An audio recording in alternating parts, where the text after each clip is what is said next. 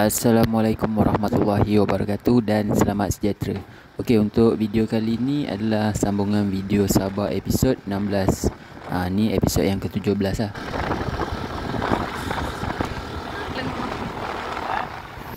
Okey, jadi masa ni aku nak gerak ke Ranau. Dari Kundasang aku nak gerak ke Ranau. So aku ikut jalan belakang. Macam apa yang aku cakap yang dari video yang sebelum ni, aku ikut jalan belakang. Cumanya aku tak pernah lalu jalan ni. Jadi aku try je lalu. Try and error lah maksudnya.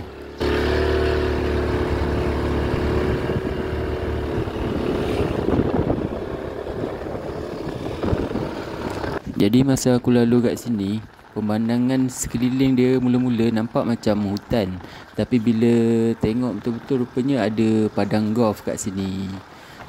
So kat sini ada padang golf. Lepas tu dia ada macam rumah lot lah. Rumah sebiji-sebiji macam tu.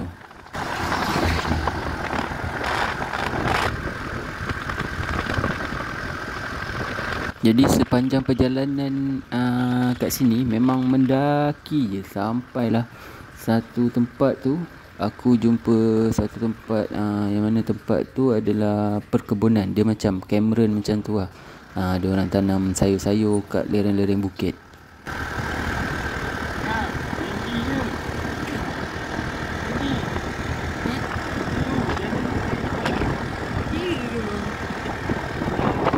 Tapi sebelum sampai kat kebun-kebun tu, dia padang golf lah. Banyak padang golf kat sini. Kinabalu Golf kot nama tempat tu. Disebabkan aku masa ni guna skuter, so tak adalah nak ceng-ceng gear, nak drop gear apa semua. Tapi kalau motor yang guna gear, mungkin sepanjang jalan tu dia guna gear 2 atau gear 3 macam tu lah. Sebab perjalanan dia memang bukit sepanjang jalan. Boleh dikatakan perjalanan ni mendaki macam tu. Cuma aku tak tahulah jalan ni boleh tembus ke Gunung Kinabalu ke tak. Aku sendiri pun risau sebenarnya, sebabnya aku tak pernah lalu. Risau sesat je. Tapi itulah, nak patah balik pun agak jauh. Tapi disebabkan aku tengok kat Google Map memang boleh lalu, so aku teruskan juga perjalanan. Tapi bila nampak ada kenderaan lain dari arah bertentangan, so tak adalah risau sangat. Maksudnya ada orang lalu lah jalan tu. So sebab tu aku teruskan perjalanan.